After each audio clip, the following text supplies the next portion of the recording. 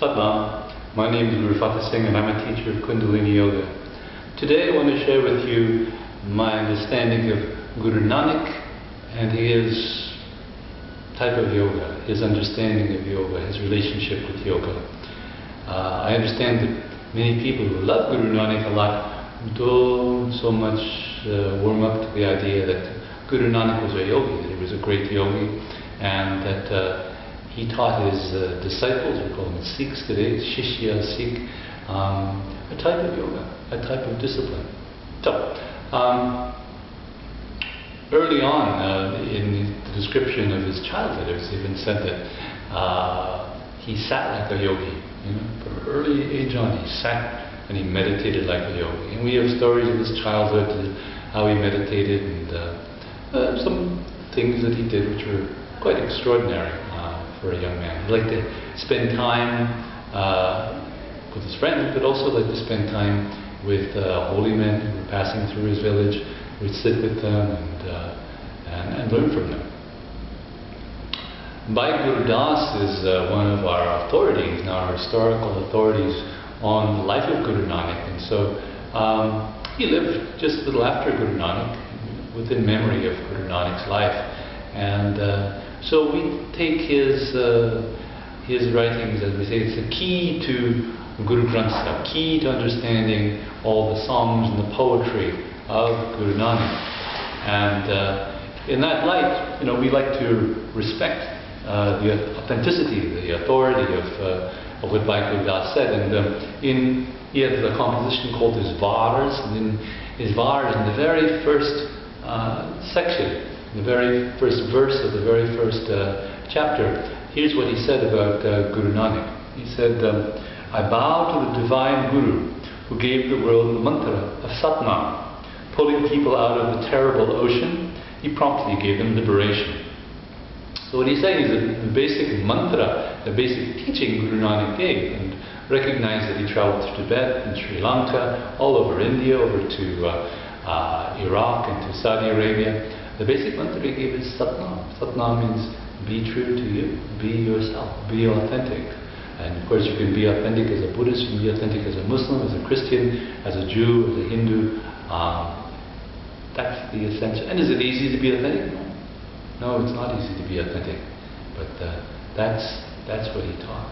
And he taught it as a discipline. He said, Amrita Vela Sacha Now Vadiyai Vicha. He said, get up. This is his japji, his core teaching. Get up in the early hours of the morning before sunrise and meditate on, think about the true name. And to me that means, who are you? What is your real identity? What are you doing? Are you true to yourself right now? Are you a little off course? Are you living your gracious, thankful, radiant, loving, compassionate life? Is that what the life you're living? Is that the self you're living? Or has the world got to you? Have you been poisoned? Have you been stressed out? Have you been traumatized? You need to work on yourself. And that is the beautiful core teaching of God. And to get there, getting up in the early hours of the morning in itself is a discipline. And he did teach Guru Sikh. His disciples were really called Guru Sikhs. They're disciples of the Guru. And the idea is that if you become a good enough disciple, you become like the Guru. You become Guru-like. And so that's the meditation that he shared. Meditate on Satnam. Meditate in the early hours of the morning. Meditate on being who you are. And Guru Nanak spent a significant amount of time with yogis in his time. Now in those days there weren't yoga studios, and there were hardly any women yogis, like really hardly any. Basically it was a male pursuit. There was a macho kind of a thing. It was all men living in forests, living in mountains, and forsaking family life, forsaking the cities, forsaking civilization. And Guru Nanak reached out to them and he said, you all have some discipline, you have some intelligence, you have a God-given life. You can, the cities are burning, bad things are happening. You could come back and you could make a difference. You could vote with your feet, so to speak.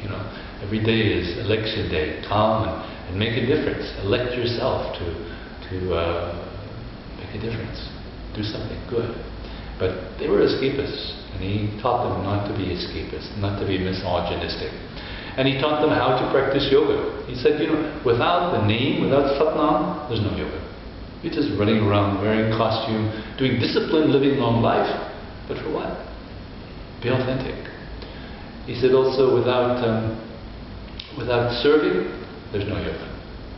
You've got to serve the true Guru, which means serve your true conscience. You've got to engage your conscience and serve it. You've got to follow your calling, the calling that leads you to the service of humanity. Otherwise, you're just maybe masochistic, maybe just weird. You're into a cult. What is that? He said, let your cult be the cult of all humanity. Manajita Jagajit, conquer your mind, conquer the world. And he also gave very specific teaching, had to do with the physiology. He said, when the mind abides, this is in his Sid Gosht, his classic long dialogue with Yogi, when the mind abides in a steady heart, then the Gurmukh, then the devotee lives in a constant state, a state of constant knowledge of the origin, the root of all being. Then the breath is centered in the navel, and the devotee finds out the essence they have been seeking when the breath is in the navel. So it's a deep breath. The word which abides within shines in the three worlds. Eating their hunger and distress, the devotee finds satisfaction in the truth of the true.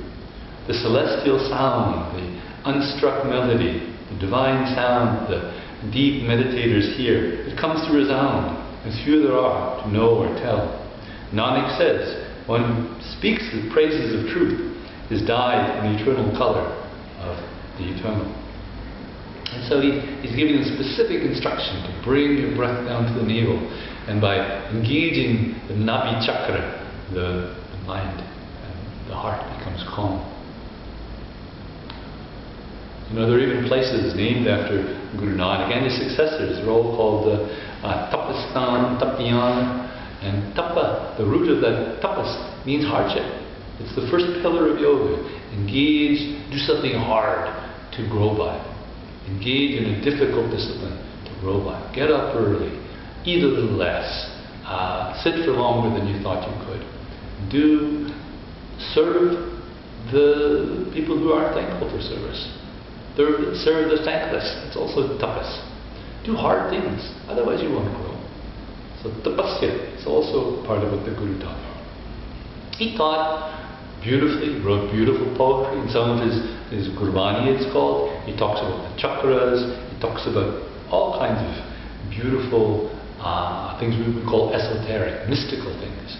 Because he had that illumination, he had that poetic sense which he derived from his discipline, from his meditation.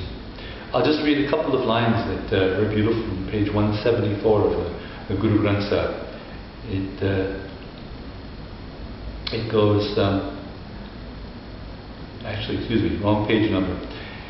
On 907 it says, Mo Gya Beragi Jogi Gatta Gatta Kinkuri Vai Namika Sadh Prabhu Ki Chute Satyaguru Sacha Sakai, which in translation means the detached yogi.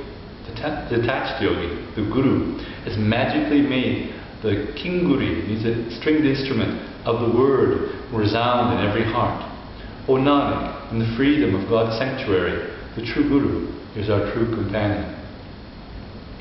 So the Guru spoke in mystical language, but he lived among the people. He did not isolate himself. He sought out the people. His last days he lived in a village, Kartarpur it's called, where people came around and sought out his direction.